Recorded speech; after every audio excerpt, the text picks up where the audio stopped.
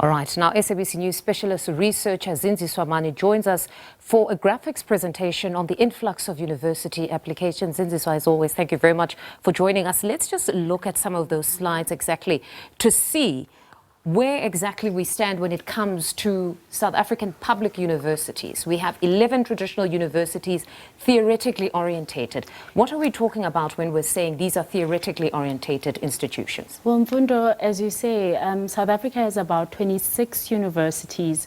11 of those, these are your traditional universities, which put more emphasis on academics, and they are broad in terms of what they teach, from the sciences, the arts, etc. And that's where you will get your degrees. Yes, and universities like Rhodes University, Stellenbosch, Wits, they fall under these traditional universities. And then when you come to your universities of technology, these are more practical. They put more emphasis on practicality, and they cater to industries for students who have skills when they go out there. And that's where you will get your diplomas. These are your DUTs, TUT, and the works. And then we go to the 6 comprehensive universities. Yes. If you remember in the early 2000s, when there was a merger of universities, these were the mergers of higher education institutions. These are your universities and technicons. Yes, like what we saw with UJ. Yes, at some point we had. Yes, those are your UJs, WUSU. They merge different technicons, disadvantaged technicons, and universities together. And you get a combination of your academic and vocational. Yes. And then we move to the next slide now, and we look at the overview of university enrollment. In 1994, we had 495,356, and we've gradually progressed to over a million in 2023. Talk to us about these figures that we've heard ever so often now when we hear, even whether it be the president or the Minister of Higher Education speaking and commending just the number of enrollments that we've seen over the years. Well, Mfundo, we've seen more.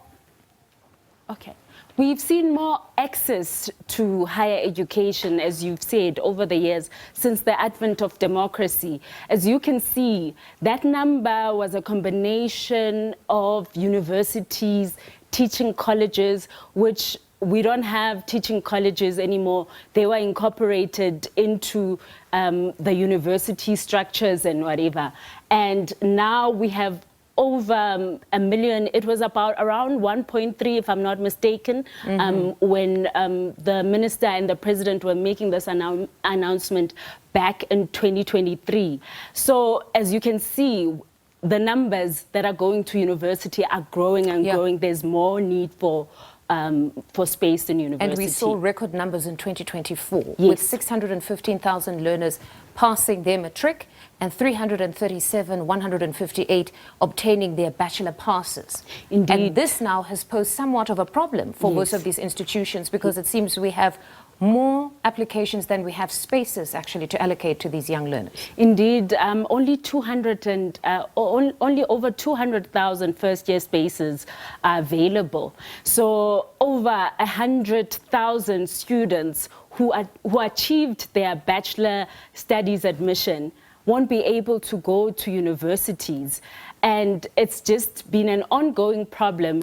I mean, even at TVET colleges, when you think about the numbers at TVET colleges, the enrollment that they're expecting for 2025 is just over 500,000, which still another over 500,000 students will still be in limbo in terms of where do they go from here. And then we move to South Africa's average university education fees. In 2023, a staggering 55,900.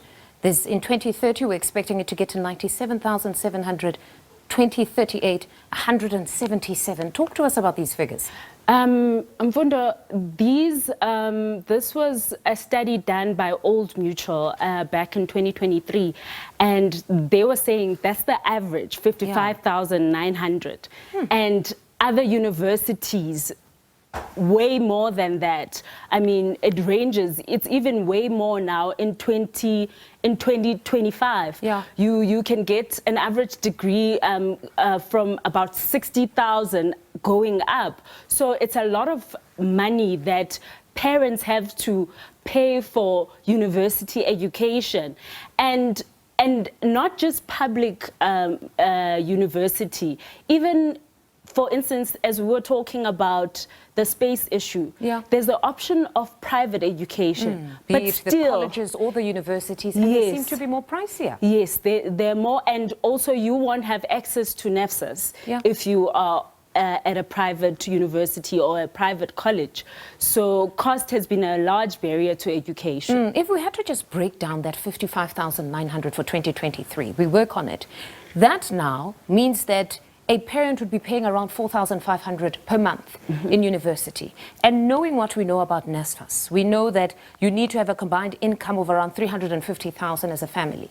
And if we had to look at that 350,000, it almost works out to around 29,000 gross or 30 gross per month. So they say somebody that earns that amount of money is one that still qualifies. If you're 31,000, you don't qualify. Yes. But if you're thinking of a nurse, a teacher, a school principal earning 31,000 or 35,000 those people would fall within the missing middle, which last year the former Minister of Higher Education, Zinziswa had announced that they will finally be funding the missing middle students.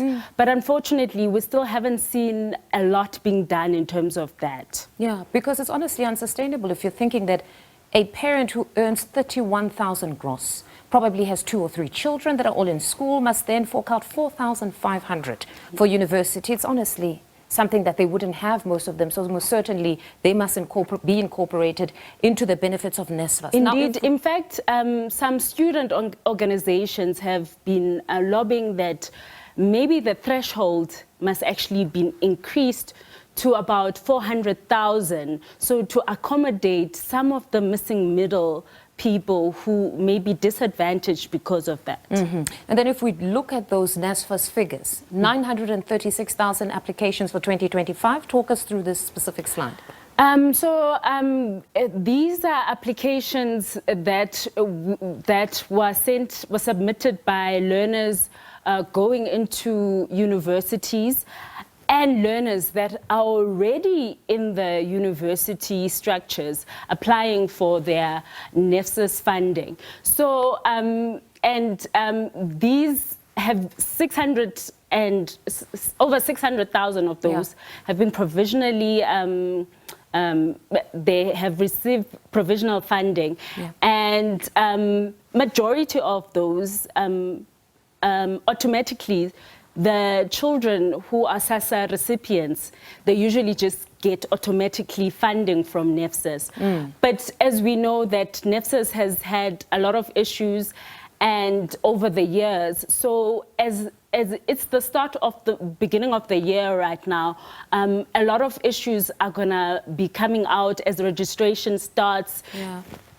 As registration starts at universities, at TVET colleges, and all these places of higher education. So one of the major issues is the allocation of funds, the late allocation of funds, where we find then students then left out and others who from previous years are still don't have money. They have historical debt and all of that. And the possibility of being academically excluded going forward. Yes. No, honestly, quite concerning. But I must say it's commendable that we've seen the smooth transition now, because the students fought for this specific aspect, that when you talk about those that are SASSA recipients, it should be an easy flow, that if this young person has been a SASSA grant recipient, then most certainly once they get to university, it should continue in that respect. And it seems to have been far smoother. Zinziswa, as always, thank you very much for joining us. That's SABC News Specialist Researcher, Zinziswa Mani, speaking to us there.